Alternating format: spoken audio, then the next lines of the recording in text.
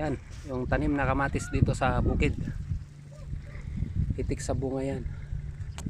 Oh. Yan si ate, tumatakbo. Oh, ito. Tingnan nyo, oh. Dami niyang bunga. Bali, ang ginawa dito, healing up. Tinaasan yung pagtatanim para hindi ganong mabaha. Pangit kasi pagka waterlog, madulog ang tubig.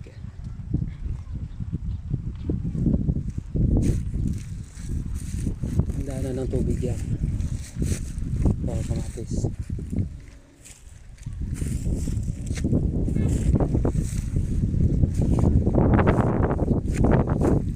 Ito, may nasira dito sa kamatis. Yan. Bali, kinain yan ng insekto.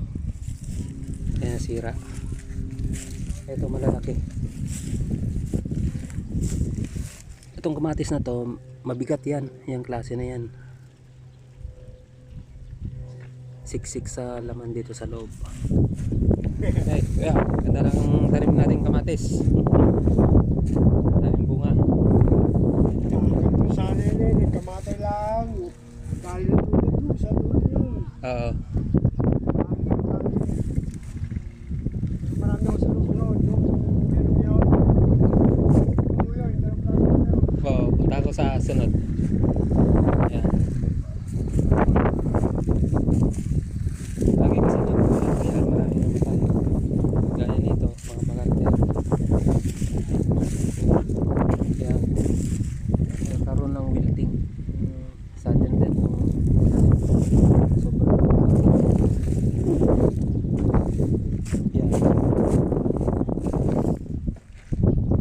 Daanan natin tong kalabasa. Dito medyo mataas dito. Yan. Hilera yan. Tapos dito naman sa kabila, hilera din yan. 5 meters ang pagitan mula dun sa kabila. Dito naman, wala in between dito, 2 meters yan.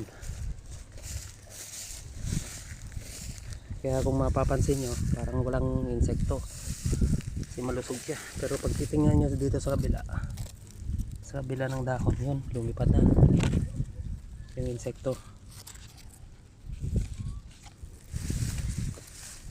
Kasi pag maaraw na, nandito sila sa likod nagtatago. Ito yung kinain ng insekto yan. Yung gilid na yan.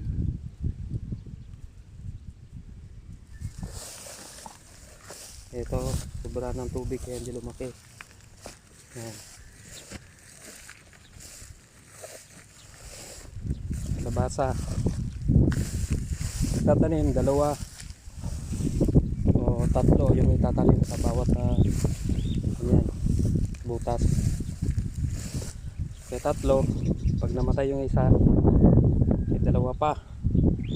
O kaya naman 3 tumubo, pipiliin mo lang yung isa, natatanggalin. Medyo hindi maganda yung tubo niya. Ito kailangan mag-spray na kasi may butas-butas na yan.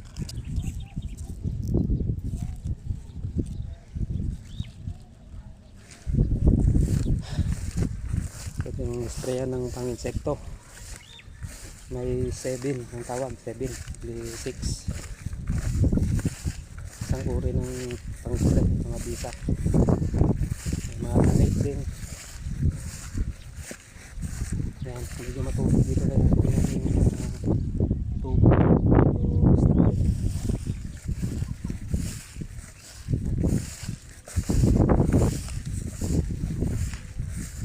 Dito may mga siling din na lusot. Siling panigang. Tapos yung bunga, punta natin dito sa bla. Dito. Yan, papansin nyo ang lalaki ng mga bunga niya, mahaba. Pagka straight na ganito, hindi gaano naapektuhan ng insekto. Yan, pang market talaga yung ganito, diretso. Kung mapaliko na ganito, medyo reject na yan. Yan, hitik sa bunga din. Oh. Yun. Ayun bunga. Ito. Na insekto na yan. Kaya paliko. Ang bunga. Ayun kubo. Ang itinanim naman dito yung talong plant. Ang scientific niyan na Solanum melongenia. Yan. Alala ko pa yung scientific name niyan nung nag-aaral pa ako. Natutunan yan. Solanum melongenia. Ayun yung maliit na palaka. Buprag. Zoom natin. Yan.